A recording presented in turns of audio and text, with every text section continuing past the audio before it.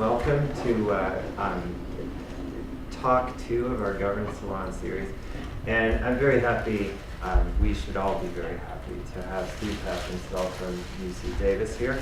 Steve, I didn't know Steve's work at all until I had a particular problem of my own involving abstentions from roll call voting in legislatures. So what happens when a legislator just doesn't vote? What kind of information does that provide? And Steve's done some really interesting stuff in that regard. And then I came to realize that Steve actually studies bureaucracy as well. And so that was really great because that's kind of what I do. And so Steve's work is really quite interesting. And I asked him to talk about a particular issue that spans a whole lot of the kinds of things that we do here. Trying to understand how to statistically estimate results from principal agent models. So Steve is an assistant professor at the Department of Political Science at UC Davis, and let's welcome him. Thank you very much. Well, let's wait and see if I deserve that afterward. I apologize for the incredibly boring title with anytime you see solutions in a title, that's a bad sign about the understandability of the paper. So I'm still working on getting a better title, but it came about because of a puzzle about the principal agent model that my advisor Gary Miller posed to me, and so I went from there, and still working on the title. We'll get to it. Probably the question in bureaucratic politics, or at least the question in bureaucratic politics and institutions, is why is it that it's a good idea, or is it a good idea to have an independent bureaucracy? Is the bureaucracy actually independent?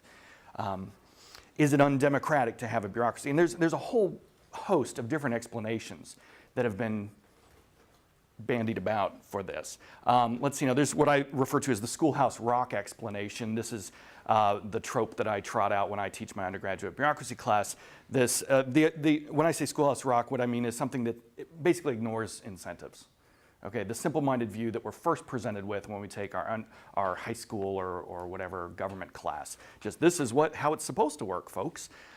So bureaucrats do what they do because it's their job. In the same vein, you do what you're told by your boss because your boss told you to do it.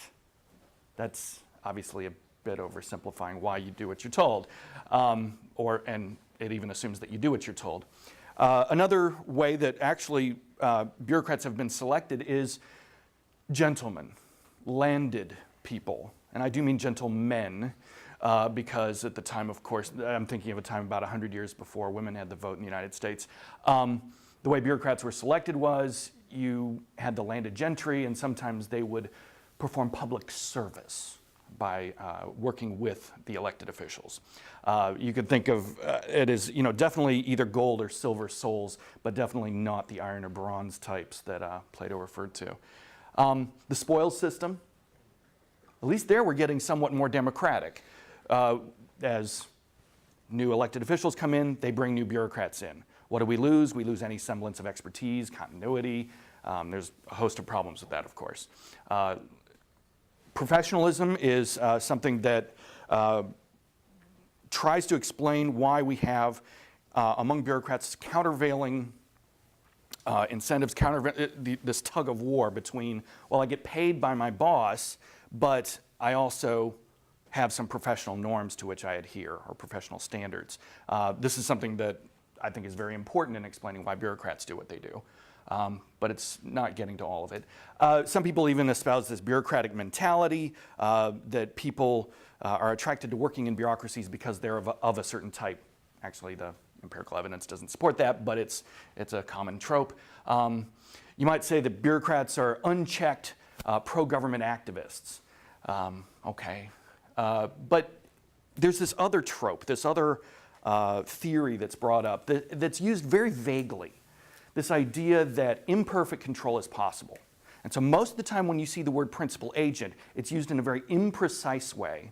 And it's used to mean, well, let's see now, elected officials can only imperfectly monitor bureaucratic effort.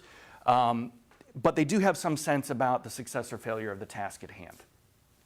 And therefore, there are a variety of means. We can talk about police patrol or fire alarm oversight. We can talk about limiting discretion, or deliberate discretion, if you will. We can talk about various forms of deck stacking, building it into the institutions as you're creating the agencies, a host of ways that you can try to indirectly influence the actions of bureaucrats. So there's a whole bunch of actual, what I would call more specific theories that are kind of put under the umbrella of principal agency. But often principal agency is referred to in a very vague sense, just again, there's something elected officials can do. Let's put that aside. I want to go to a very specific idea of a principal agent model. Okay, this is what I tend to think of as the archetypical principal agent model. This is what you see in the economic literature. This is a vast oversimplification, but it can be generalized easy to much more complicated things. So you have a principal, an elected official, say, who wants to hire an agent, who wants to create incentives for a bureaucrat to work on some project, and the principal will either get F plus S for failure plus success, some kind of political return, or if the project does not so well, they get some kind of social surplus F. Fine. The agent then can either give high or low effort. This is an oversimplification, of course, but generalizing it to continuous case is not a problem. The agent can give high or low effort, or totally reject the contract, by the way. High effort is more likely than low effort to lead to a successful project, so they actually are effective, not a Herculean assumption. And we can assign probabilities, the probability of success given low effort, probability of success given high effort. Now, key to this is that the principal cannot observe the effort level expended. And this seems like, well, can't you just spend more on monitoring? Yes, you can spend a lot more on monitoring, and you still can't be sure that the person is giving a high effort. The extreme case, is the pointy-haired boss sitting over Dilbert's shoulder saying, push the H key, push the I key. And still, that does not guarantee that Dilbert is giving maximum effort. Imagine telling a programmer which very, very particular things to do. They can't do anything creative. As long as you're doing anything with the slightest bit of creativity, you can't supervise perfectly. As long as you're doing any activity where not taking an action is sometimes the best action. As a teacher, sometimes the best thing I can do is not correct the little mistake because I want to encourage what they got right. As a leader, sometimes the best thing I can do is leave my subordinate alone to kind of founder and eventually pull themselves up. Okay? So anytime you have something where not taking an action can be the best action, then you simply cannot observe effectively all of the effort expended by the agent. So this is a very common situation. And then because there are two observable states, either failure or success, again, they get paid F plus S, the principal does for success, then there are two parts to the contract. If you have more observable states, a continuum of observable states, this is how many units of the software we sold, then you can create a schedule of payments, a contract that has as many as there are observable outcomes. Please. Can F be negative?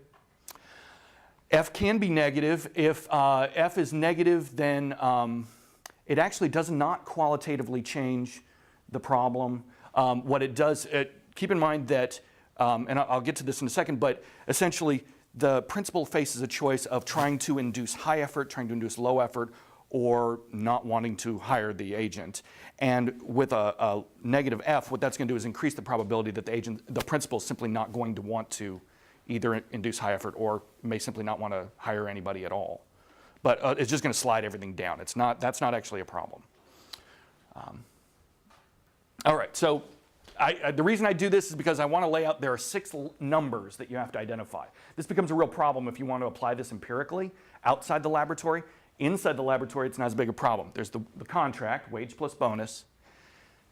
There's the efficacy, the probability of success given high and low effort. I guess a few more parameters.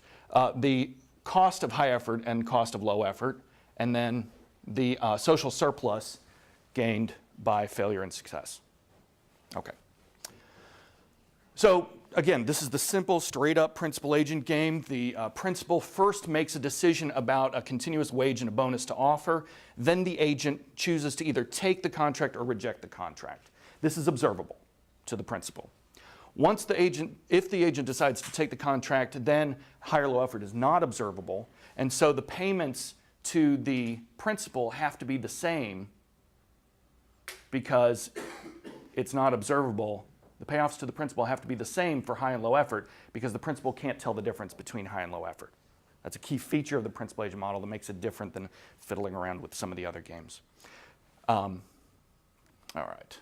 So there's a typical numerical example. I run this in classroom examples. It's a common thing. This is a picture we're going to be seeing a bunch of, so let me lay it out for you. This is 0, the origin, wage and bonus offered, and then for each region, there is a best response by the agent. So here, the wage plus bonus is too small, and so the optimal thing for the agent is to reject. Here, the bonus is not high enough. This is bonus. The bonus is not high enough, and so we only induce low effort. But up here, the wage and bonus combined give an expected transfer that's large enough to induce high effort. Okay, and you can go through the arithmetic. It's simple enough for me to go through with my undergrads. It's not too difficult to solve. And what we end up with are that all of these contracts are going to induce high effort in the agent. All of these contracts are going to induce low effort at minimum cost to the principal, And of course, the cheapest way to induce rejection was just to offer 0, and or I guess you could offer negative infinity.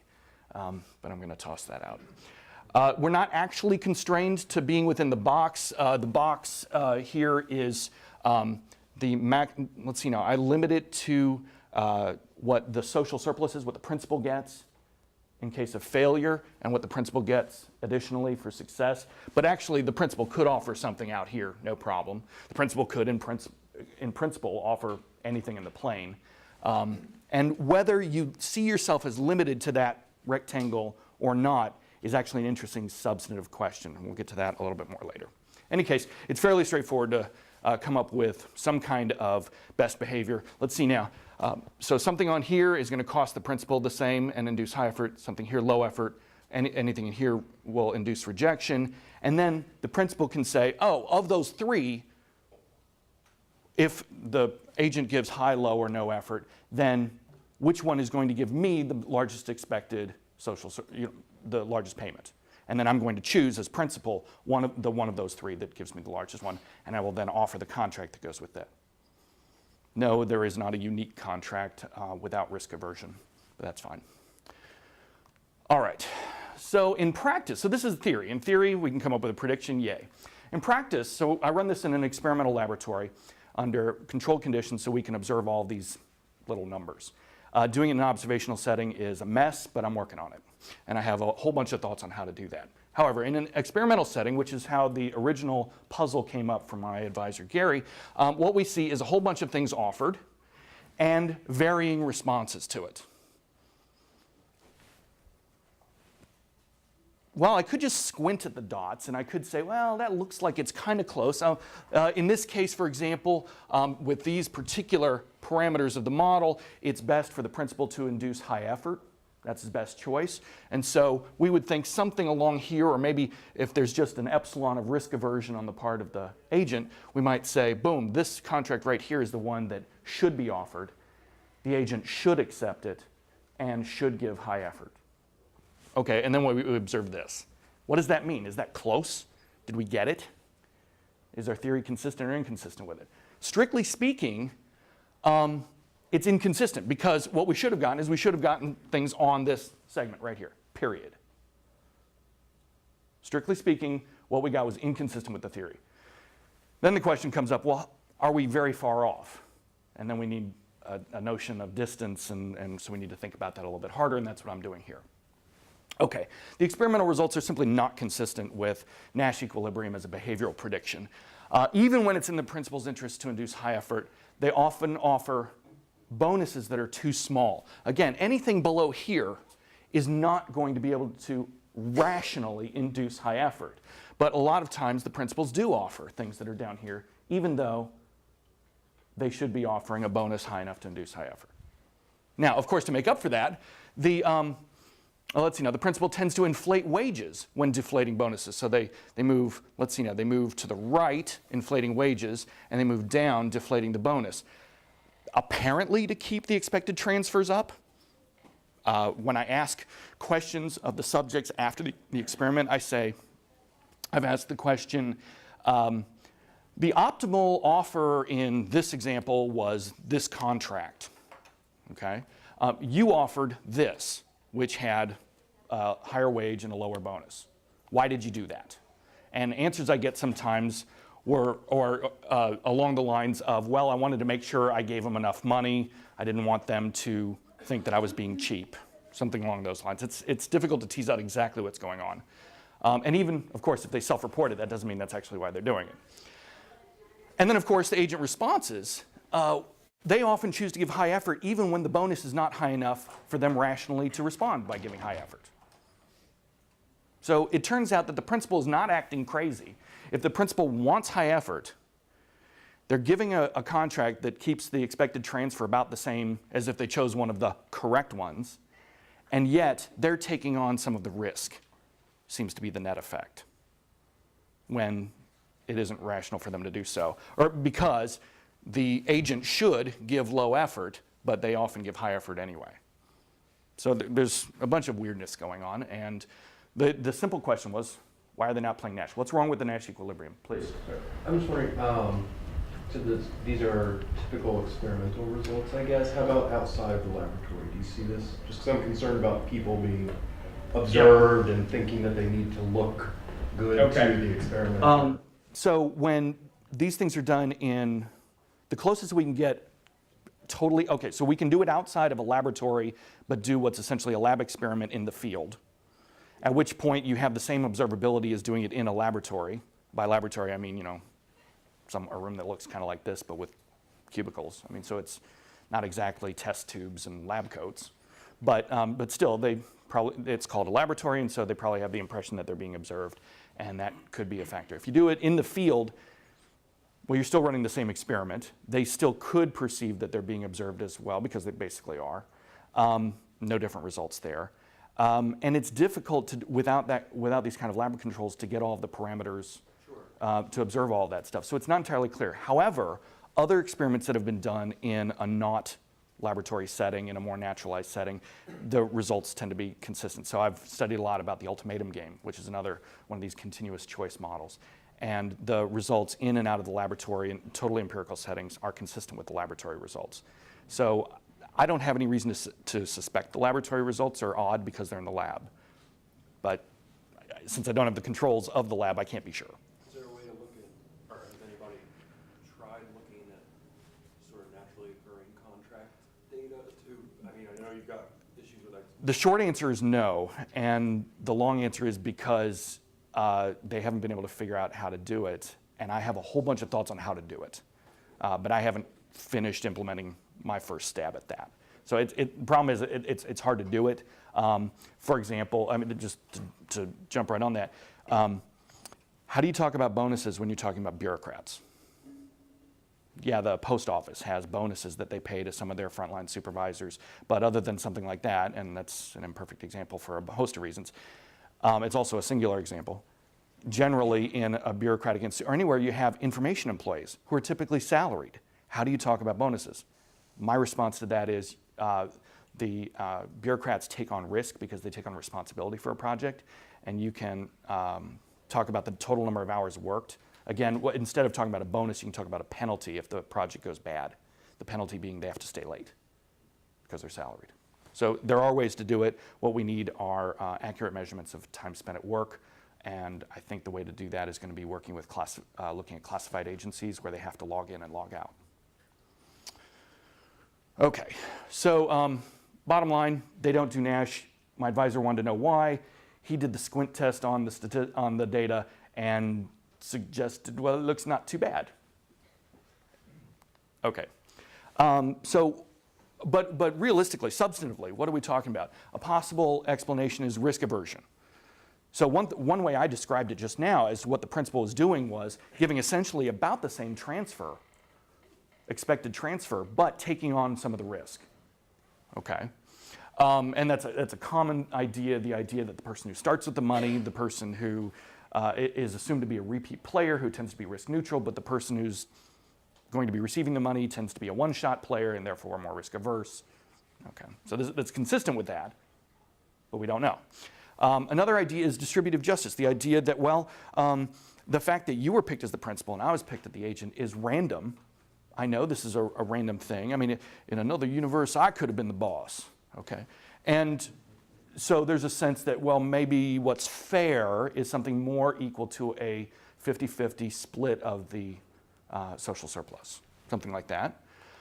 It could just be that people aren't very good at solving these puzzles. That's a real thing, okay? It could just be that, oh, I'm sorry, they can't solve them. They're not sure what the parameters are. So for example, maybe instead of offering a 50-50 split, I want to offer a 60-40 split, and now you can think of it as a kind of ultimatum game. And I'm not sure how much of the social surplus you're willing to accept. So typically in an ultimatum game where I offer you some money and you accept it or reject it, and if you reject, we both get zero. In the United States, a typical amount of the social surplus is 1/3 offered to the other player and 2/3 retained by the first mover. There are gift-giving societies in the Pacific where it's more than 50%. In former Soviet republics, it's less than 20. It does vary by culture, but not by most other demographics. So there are real considerations about how to divvy up the social surplus. Okay? And it may be that we're not sure what the other person's reservation wage is. Okay? Or it could be we're just bad at solving puzzles. There's a whole bunch of reasons that go into this. All right. So what I'm going to do is I'm going to lay out what I've done, which is instead of taking this and then at the end throwing on an epsilon of random noise, instead of doing that, which is the common way, when you set up a regression model or you do some kind of game and you solve for the equilibrium and you take a derivative with respect to your independent variable of interest and you do comparative statics to get your hypothesis, and then you do a regression to see if the sign of the coefficient agrees with the sign of your derivative, okay, this comparative statics approach, what you're doing is you're saying, well, I'm going to solve the game and at the end I'm going to throw on a little bit of noise. And that's fine for a lot of cases. It's not fine when you have non-spherical disturbances. What does that mean? The problem is that going in different directions has different penalties. So for example, moving along here, let's say this is the optimal one for the principal, the optimal contract offer. Moving this way is a very, very slight penalty. It only makes it a little bit less likely he's going to get what he wants, whereas moving this way, there's a great penalty. It's not the same in all directions. And so throwing on the noise at the end of the game doesn't work very well. Okay, non-spherical disturbances. All right, so what do we do? So I develop a couple of models. There's some arithmetic involved. And then I talk about how we can compare all these substantive explanations. So again, comparative statics, what that's doing is in a sense formalizing the squint test by putting on some noise at the end of the game. And it can work really well, but it doesn't work well when you have non-spherical loss. And here we have very much non-spherical loss, very much. So what I'm going to do is I'm going to use something called quantal response equilibrium. I call this the Red Lobster explanation for it because this is how I explained it to my wife at Red Lobster. So, and if I can explain it to my wife, I'm confident that if nothing else, you will leave here. I am obligated as a methods type to leave you here knowing a little bit about some method that you didn't know before, but knowing something about it when you leave. So hopefully you'll have a better idea what QRE is before you leave the room. All right, there are three things that make QRE go. One is that in a game, either players make errors or they're uncertain about their own and others' payoffs. Either one of those are possible ways to set up a QRE. Those are two totally substantively different stories, but either one of which can lead to something called a quantal response equilibrium. So pick one and go with that story, okay? I do both in what I'm doing here because they are separate stories, okay? So they make errors, cool. Large errors are less likely than small errors. If this is the right action, it's more likely I'm going to do this than this. Bell curve, okay, good. Or uncertainty about what the best action is. Nash, and I say ish, if we're talking about people making errors, it's not really a Nash response anymore. We're talking about something that's more boundedly rational because they're not best responding, they're responding with the best distribution. Let's not get too focused on that unless you want to, in which case I'll fence with you later. But the idea is that people respond to the other player's uncertainty. They incorporate their own uncertainty and they respond to the other player's uncertainty. And what this does is this leads to, instead of there being a set of Nash equilibria, and then we can go, let's cross off that one and that one, and that one as not being trembling hand perfect. So we start with a set of equilibria and then cross them off as not being trembling hand perfect. Instead, what we're doing is we're saying, well, all these things are best responses in some world, or good responses, better responses and worse responses. All right. A common criticism of Curie's, well, you can't disprove it. Well, you can't disprove a regression either. Regression allows for any point to be explained by a linear regression. That's the point. It's a statistical model. It allows positive probability to anything that is even conceivably observable. If you don't have that, then you can run into what's called the zero likelihood problem, which, as I said at the beginning, because we didn't get, bam, the Nash equilibrium from those experimental subjects, we have just disproved the model, period. So what we need is we need a statistical model. We need something that assigns positive probability to everything that could be observed. Now, what it does, though, is it gives us a way of saying, well, this is much more likely or this is much less likely. These parameters, these are the objects of interest, right? The parameters of the model are more likely given this data or less likely given this data. All right. These two different explanations, either what I call agent error or uncertainty, random utility, like uncertainty over payoffs, random utility, the different ways of calling it. These two different substantive explanations for getting into a Curie are observationally equivalent, but only in very simple situations. As a practical issue, they tend to be observationally equivalent in the same way that logit and probit. If your result hinges on the difference between a logit and a probit, you have a problem. And a lot of times the difference between agent error and random utility has that kind of almost observationally equivalent nature to it, but sometimes very much not. And as the action space gets larger, they become much more clearly differentiable. How important is it that the uncertainty is about the payoffs, as opposed to I'm going to play a game with Tony, and I'm uncertain how he's going to respond to me. So I'm going to give him an offer, right? And maybe it's even a perfect offer, but I'm not convinced that even if I play the game Nash, that he is going to be a Nash player in response. Is that the same as uncertainty about payoffs, or is that? That's agent error. So that's agent error. That's agent error. You're not sure. Error just means deviation from Nash. Yes. Okay. Yes. All right. And agent error can be caused by a variety of things. So agent error is tending to oversimplify substantively what's going on. It could be caused by not understanding the model very well. Or an example I love to bring up is the blockade of Cuba and the Cuban Missile Crisis. I'm a former Navy guy myself. So when Kennedy ordered the captains of those ships to form a blockade, he was quite mindful of the fact, quite rationally mindful of the fact, that one of those captains could start the shooting war because they perceived their ship to be under threat. Okay? There are errors in implementation, would be another very common way of doing it. I guess what I was trying to figure out is, Yeah. if I think Tony's going to make an error, Yeah. it may not be in my interest to play Nash to start with. Yes. So And that's that why you can opens- end up with an actually different. Okay, so algorithm then that's for you. what's that here?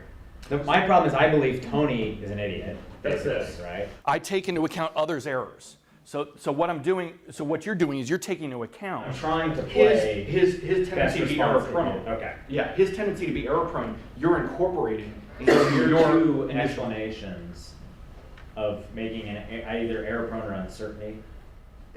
So I'm trying to think about where, Right, in so terms of you're thinking observable about it- implications.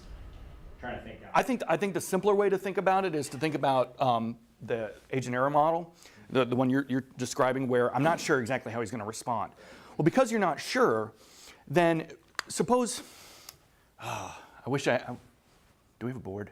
Oh, well. Oh, no, I'm not even going to try it. I wish I had my slides of the deterrence game. So country A wants to invade country B. Okay, country A is much larger and much, much larger. If they invade, then country B has a choice. They can resist or they can capitulate. The best response, once country A invades, the best response by country B is to capitulate, period. But if you're not sure how rational they are, then they might credibly be able to stand up and say, I'm crazy, I'm just so crazy, I might use these weapons of mass destruction. That might be enough to scare you off. And the question is, how much can they commit to that, what is really an incredible thing? If they have a rational leader, they need to delegate the authority to some crazy general, for example. Okay, so I understand that part, but Okay. still, in the way that you're explaining this, I guess what I'm not entirely clear is there is a reason why those errors are non-spherical, and it's because of the actual game structure, right? So Yes. if I make a particular kind of error, the principal is much worse off than if I make a different kind of error. Exactly. Back to your little thing. So There we go. when Nick was asking the question, Sure. right, it sounded like you were, and I guess this is what I need to see in the QRE. Is it just because I'm dumb and don't know how to play the game, one of your examples, or is it because I am actually convinced that I will never exert high effort just because, right? And so I'm making errors in the other direction that bear a different resemblance to the game. So how does the QRE disentangle those two types of mistakes? Okay. Well, first of all, the way I would characterize the mistake of, let's say you've decided, I'm never going to exert high effort. Yep. The way to translate that into the parameters of the model is to say that your cost of high effort is infinite. Mm-hmm. But you don't know that, is what I'm saying. Right. And because I, as the principal, don't know that, I have uncertainty about I have uncertainty about your payoffs. But it's not uncertainty that you have uncertainty about my costs. I mean, I know what the costs are for. Let me move on to the mathematics of it, and I'll show you exactly where it fits in. Or almost. I'll tell you what. I'm going to table that for a moment, but I will get directly to it. That's really fine. Okay. I think I know what the answer is. Okay. But Let's see now. QRE. I'm going to use the word QRE and strategic statistical model or statistical strategic model interchangeably. The quantal is an unfortunate artifact because when McFadden first talked about QREs, he was talking about discrete actions, discrete response variables. It's an unfortunate thing because I'm extending them into continuous choice. There's nothing particularly quantal about the concept of solving the zero likelihood problem. What really is essential to it is that you have both the strategic structure, it's a game, and it's a statistical model. These two things are both being done at the same time instead of, again, the comparative statics method, which is we have a game and then we toss in some statistics. And you teach the two courses totally separately. That's a different approach. So I'm going to use these interchangeably. All right. And and we've been beating up these two different substantive explanations, and we're going to keep playing with them. Agent error, a way to think about it is that elected officials and bureaucrats, either they make mistakes in setting the incentives, they don't understand the situation in front of them, but there's a difference between not understanding the situation in front of them and not knowing how much success and failure will be worth. An example I like to bring up with the ultimatum game and talking about QRE is that when Clinton and Gingrich went head-to-head in '95 and ended up in a government shutdown, they both knew that it would result in certain things. What they didn't know is they didn't know their key utility measure of interest, and that is what was going to happen to political capital. Who was going to get blamed for the shutdown?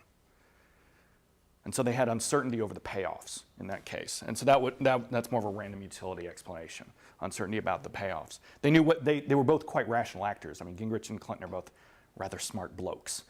But they weren't sure who was going to get the blame. Okay.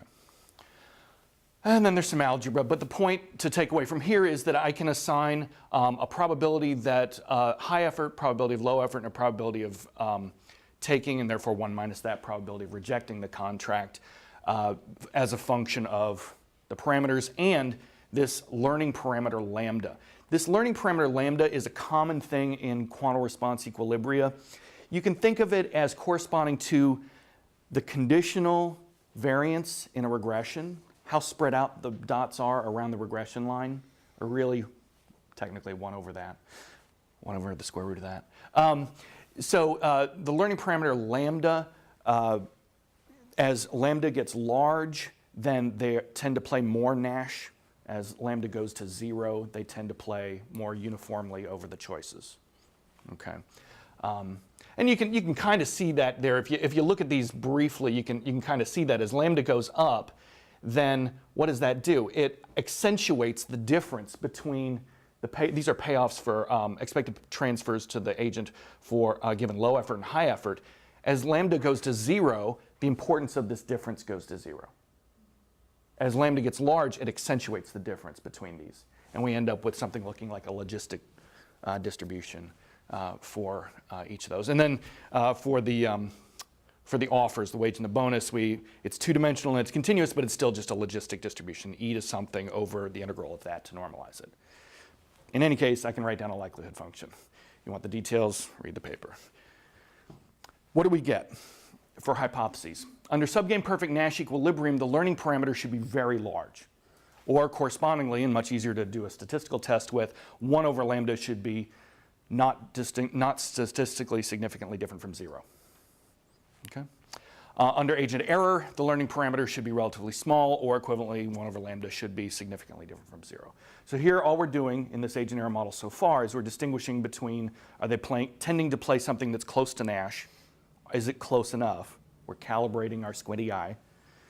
Or is it something that tends to be very far from Nash? Okay. All right, random utility. Here it gets a little messier. But something to keep in mind is that, again, the principle cannot distinguish between, they can distinguish between success and failure, so these two states, but the principle cannot distinguish between success when there was high effort and success when there was low effort. So this outcome, success given low effort and success given high effort, the payoffs have to be the same to the principle. Because if the payoffs were different, then the principle would be able to back out somehow what the effort level was. Okay? So at the same time, the payoffs to the agent are different because, well, first of all, they know whether they give high or low effort, and so they're paying differentially for the high or low effort with the CL or CH. So not here. So what is it that the agent doing? How is the agent responding to this contract? So from the agent's perspective, when we're doing uncertainty over payoffs or random utility, from the agent's perspective, they know their reservation wage. They know what's going on. They know their own payoffs, or at least they have a fixed expectation about that. And so from their perspective, it's a pure choice. Okay, it's a pure strategy. Because then they're choosing high, low, or reject among those 3 actions. But from the principal's perspective, the principal has uncertainty about the payoffs. They don't even know the expected value exactly because the agent has information about their utility that the principal does not. So the principal only knows a distribution. And so therefore there's a distribution of expected actions that the agent's going to take. And again, I end up with probabilities from the principal's perspective and from the researcher's perspective then as to what the agent is going to do.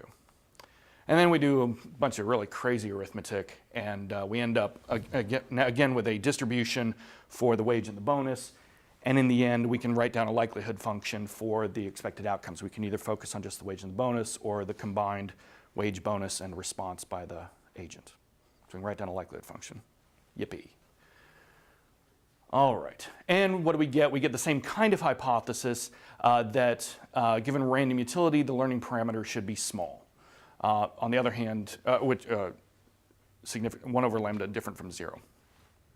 Okay. Again, as lambda gets large, let's see now. As lambda gets large, they're being more rational. As lambda gets small, they're being irrational in this particular way, random utility. They have more uncertainty about it. If the random utility is large, the uncertainty about utility is large, lambda will be small. It's a parameter we can measure. It is identified, yada, yada, yada. Okay. All right, now, what I want to get to now is I want to actually be able to test these different substantive hypotheses. How am I doing on time? Wrap up here soon. I want to be able to test these different substantive explanations, and in particular, I want to think about risk aversion, and I want to think about fairness and social justice, fairness in distributing the social surplus. So what's going to happen under risk aversion? Well, under risk aversion, what's going to happen, risk aversion by the agent, the wage is going to be inflated and the bonus deflated. Okay, we're going to move down and to the right. Okay, so the wage and the bonus should, the wage should increase and the bonus should decrease. Those are hypotheses. Under distributive justice, we should move up and to the right. And the idea being that we're moving closer to the 50-50 line where the agent and the principal would, in expectation, evenly split the social surplus. Okay, yeehaw. Here's how to think about it. I love these pictures because I think they make it I hope they make it somewhat clear. So the black dots are what we expect under either random utility or agent error. Okay, so the black dots are in a sense the best fit, just given some noise, and thinking about noise in a very careful way instead of just spherical errors. But if all the dots tend to get shifted down and to the right, these green dots, then that would be consistent with a risk aversion hypothesis. On the other hand, if they moved this way, it would not be consistent with risk aversion. We'd be able to reject risk aversion, and we might actually go with risk affinity. Okay. Here, the near Nash observations are shifted up and to the right, and that's consistent with a move toward a more even distribution. And those actually, we can just talk about those shift. That shift is 2 parameters. We can estimate those parameters, and then we can say, oh, well, let's see now if where we have a nu for wage and a nu for beta. These are the shifts. And if the shifts are 0, then it's consistent with either Nash or one of the 2 noise models. But if we have the shift in wage is positive and the shift in the bonus is negative, that's consistent with risk aversion. We can just lay it out very simply.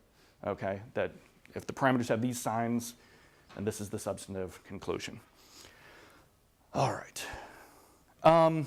Here, distributive justice, there gets into a little bit of quibbling over whether exactly what the angle is that would be optimal, and so therefore, exactly where that line is that you should call it. If it's very clearly something where high effort is in the best interest of both agent and principal, then you might go with just using P equal to PH. If it's very clearly something where low effort, you might just use P equals PL.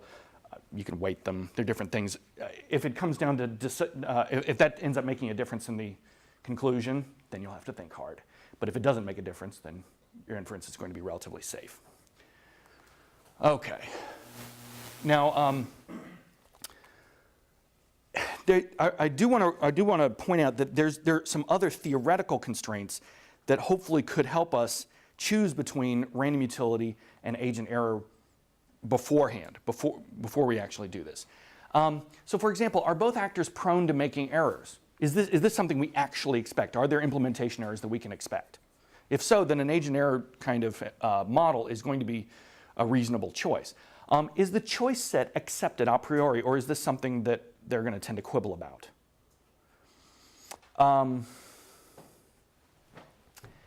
Well, last time the president came to us, I have all these great examples for the ultimatum game. I'm still working on great ones for PA. Well, the last time the president came to us, Congress, he got what he wanted, and so now he owes us. In which case, the contract curve is not necessarily the limit to their expectations. They might actually expect even more than something outside the contract curve because they feel they're owed from the last time. On the other hand, if it's accepted as the rules of the game that what happened yesterday was yesterday and today we start a new negotiation, then the contract curve is going to be accepted a priori as what's going on, in which case it would be at least consistent with an age and error approach. See, that's where I get confused. It doesn't sound, when you explain that age and error approach, it doesn't sound like error. It doesn't sound like there's just a mistake about the, space over which we can contract. It sounds like there's I have moved as one negotiating party, I have moved my reservation wage. And I guess that what I can't map, and I mean, this is where I think I need to look at the algebra, I suppose, a little bit more, but what I can't seem to map is how, when the game changes a characteristic, how that's not just, I still feel like I can do a lot of this stuff with, probits. Okay, I'm of the old school type that says if you get the same results with the regression, then you should present the regression as opposed to, and a lot of times you do. And I'm trying to push that on my students is, do present the simplest technology that explains it, even though you want to test the more complicated stuff. Sometimes you can do this with probit.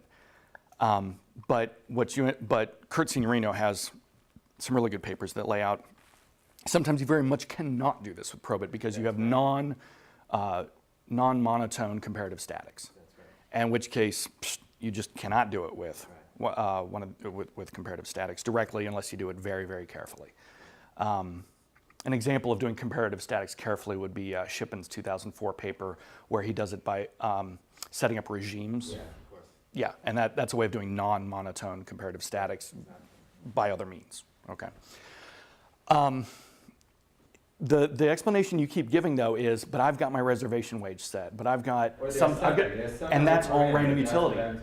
If it's something if it's information you have that other people don't know, all that falls under the umbrella of random utility. And that's why I don't understand why I need this. Well, but even if you have random utility, if I don't know exactly what your incentives are when I'm trying to set up a contract for you, I'm doing a mechanism design problem, and I don't know exactly what your reservation wage is, then I have uncertainty over it. And even though it's a pure strategy from your perspective, it's still I still have a distribution. I mean, we were talking last night about mean variance trade-off. Okay. Is that I want to make sure that I give you enough that I know you're not going to reject. I would suggest looking at Signorino's very simple models, but if that's not quite doing it, look at my ultimatum paper, which is a much simpler model that I actually did in order to try to unpack this. Yeah. Okay. Please move on. But Okay, you actually. I stumbled across what Now you I needed. understand. Okay, good. Okay. I stumbled across the answer. Good. Okay. Whereas if you have, if actors, you're thinking the story to yourself is that there is really uncertainty about the payoffs. Gingrich and Clinton aren't really sure what's going to happen when the government gets shut down, or if the choice set is unbounded. One of the things that makes the agent error arithmetic go is that you have a compact action space, closed and bounded action space. If you don't have that, then it's difficult to be sure that the integral that you have in the denominator to normalize things is actually finite. In fact, it probably isn't, and in this case, wouldn't be. So you do actually have to limit yourself to the rectangle when you're talking about the agent error specification. And that's very dodgy to me, especially as I move into observational settings. I really think random utility is more likely the explanation, because these actors tend to be very good at what they're doing. You might talk about implementation errors, but they're not stupid. And the other thing, and the idea of it being consistent with an unbounded choice set, I think is more consistent with the way it's going to work in an observational setting. So that's good. There's some obvious extensions. You could talk about different lambdas for each actor. You can talk about different lambdas over time. There's a whole bunch of things you can do with it that's done in some of the other Curie papers. You can talk about mixtures. You could literally talk about doing a mixture model where some of the observations are explained by agent error and some of the observations are explained by random utility. And in a Bayesian context, talk about doing a mixture model. Okay, that's, I think, going perhaps a bit far. I don't think you really need that, because I don't think that you're going to end up with different inferences about the parameters very much between these two specifications anyway, in most contexts. And you can run them both in C. All right.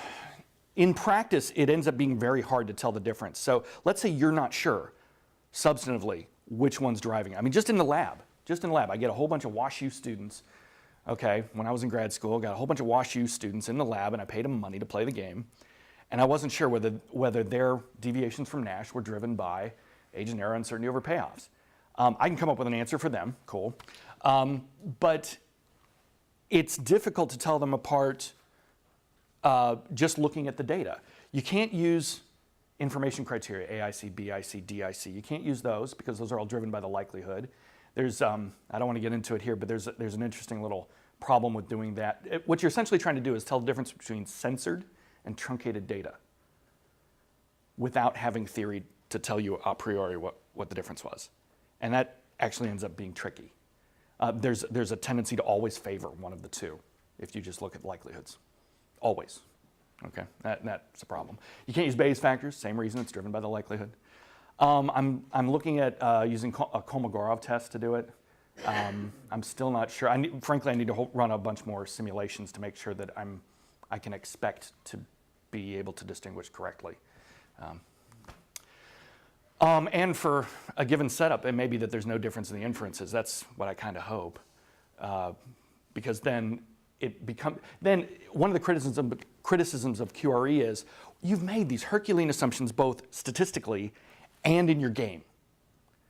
And maybe I'm okay with the game assumptions because I'm a game theory guy, but these statistical assumptions I just can't buy. Or I'm a statistics guy, and so I can deal with the statistical assumptions, but man, you're making some really strong game theoretic assumptions, and I just can't abide by those. Something for everybody to hate in QRE, okay? But if I run both and get the same inferences, then again, why not just run all the models? And if I get the same inferences, then it didn't matter which set of assumptions I made. Okay. Let's see now. The random utility specification is better for convenient data because what we're going to do is replace the utility with something that looks like X beta when we're in an observational setting.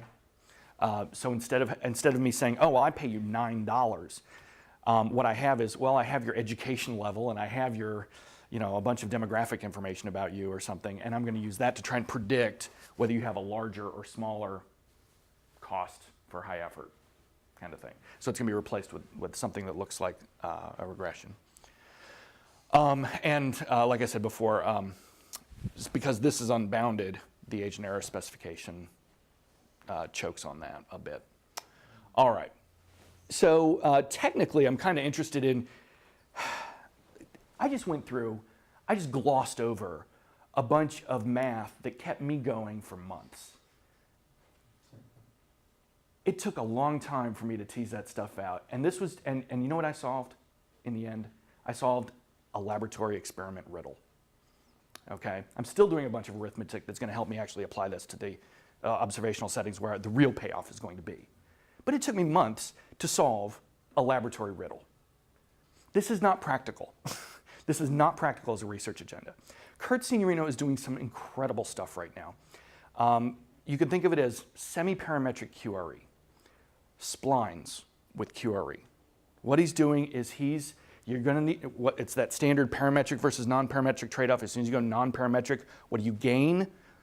Less reliance on the assumptions. What do you lose? You lose power, and so you need more data. So what he's developing is a way of doing the same thing we're doing with QRE. It's semi-parametric, so we can actually make good inferences, but because it's only semi-parametric, we need to throw a lot more data at it. On the other hand, there's lots of data out there. I've got a lot of thoughts about how there's a lot more data than there used to be, and in places that you wouldn't expect. I've got a whole bunch of ideas about this. So Kurt's working on this. Another way to do it, coming at it from the theory side, he's coming at it from the method side, which I love. Another way to come at it from the theory side is, can we come up with some theorems that make it so that we don't have to do some of the proofs that I had to do in this paper to prove that these things at least work. What I really want to do is I want to keep working on operationalizing this in observational settings. I think that's key and going to be a lot of fun. I'm very curious what happens to how lambda affects the social surplus. So remember, lambda is this learning parameter. As lambda gets big, you can think of the agents as getting more, the actors as getting more rational. Okay? So here's a question. does having a small lambda, size matters, but in which way? Does having a small lambda mean that you're able to, I mean, you might think of it as, well, it's a lack of rationality. That sounds bad. So is it acting as friction? Is it eating into the social surplus? Is it causing an inefficiency in the solution? Or is it acting the opposite way, in some way that allows you to reach some super stage game Nash equilibrium in the same way that a repeated game allows you to get, via the Folk theorem, allows you to get from a stage game Nash to something that's Pareto superior. So is that little bit of uncertainty allowing you to get to somewhere Pareto superior, or is it forcing you into somewhere Pareto inferior? From an institutional design perspective, this is really important because we can affect lambda. We can affect how much information people have about institutions. We can have reporting requirements. Okay, the Administrative Procedures Act and its kin, Freedom of Information Act, these kinds of things that increase lambda effectively. What's that going to do to the social surplus in these kinds of situations? I think it's an interesting institutional design question. And that's what I have. I tried to say it in English. It's always a trick. It's a double trick.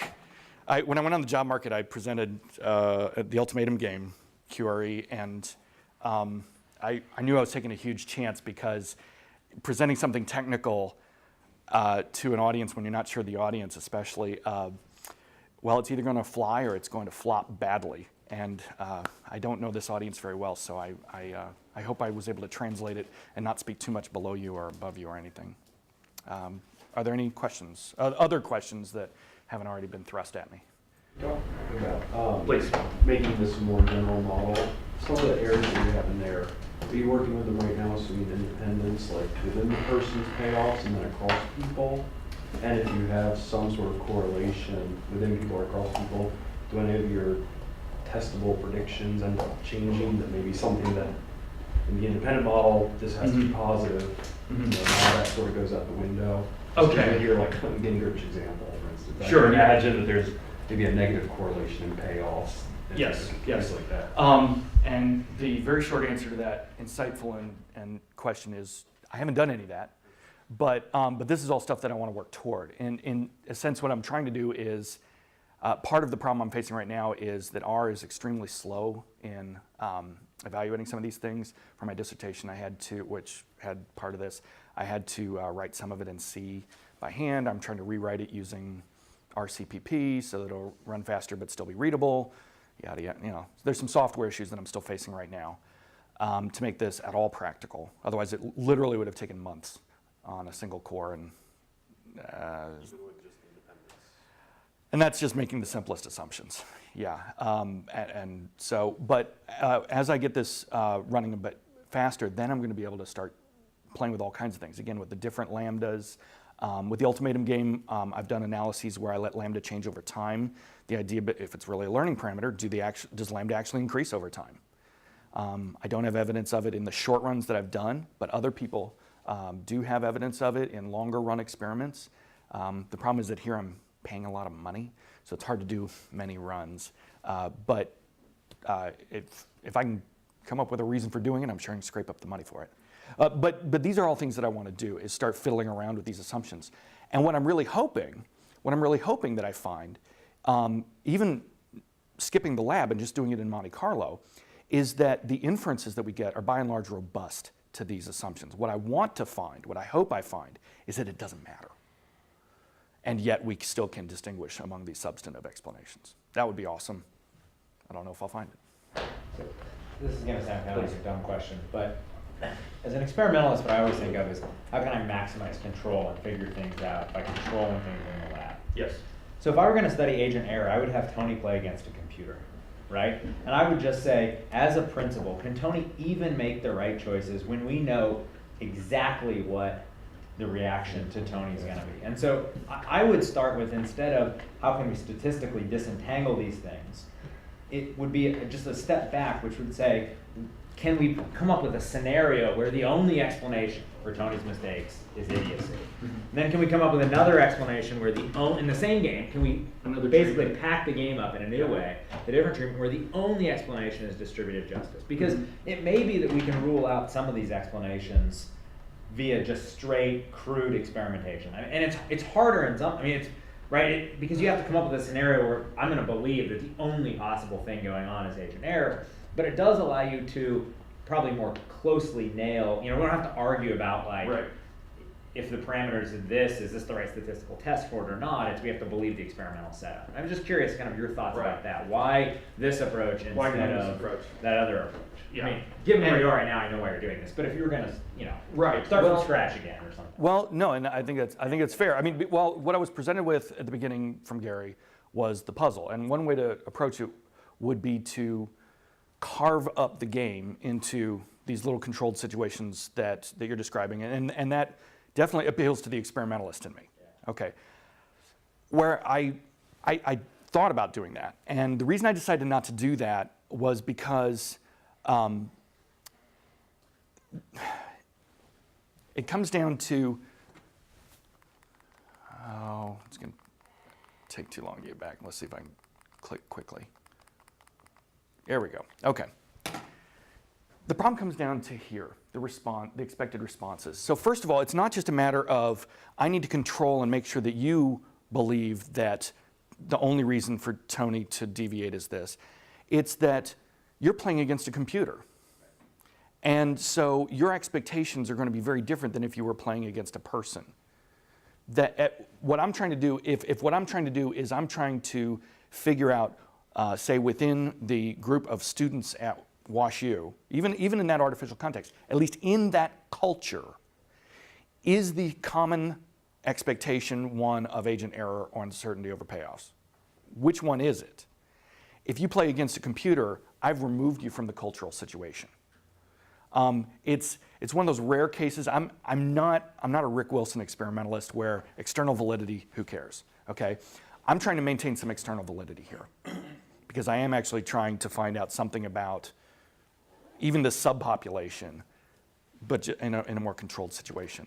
And frankly, I had a lot of worries about how, again, I would have more internal validity, but I'd lose any kind of external validity, and I'm already so far away from what I want to be able to apply it to. It's a good question, and the experimentalist in me would want to do it. It was just a sense of like, can you even kind of come up with in some other setting, could you figure out what errors are we most likely to be observing so that you can then, when you go out to do observational work, have a better sense of what are the actual implications we're really looking for. Mm-hmm. So, because that's going to be much harder in an observational sense. And so, if we knew that we have a couple of things that are really clearly agent error that aren't random utility, we'd focus all our attention on data collection on that. If we already believe that agent error was 95% of why we get goofy results, right? So that's all I'm trying to think of is how do you... I think if what I end up with in the Monte Carlo is discovering that there are situations, sets of parameters for which agent error and uncertainty over payoffs really do separate, then I'm going to probably want to pursue that. And now that you say it that way. Idea, I guess. If I don't, then hopefully I can punt on. Honestly, because it's not actually interesting to me. Oh, what's the error structure? That's not the thing I'm trying to explain, actually. Yeah. Any other? I appreciate these comments. I'm filing them all away. Anything else?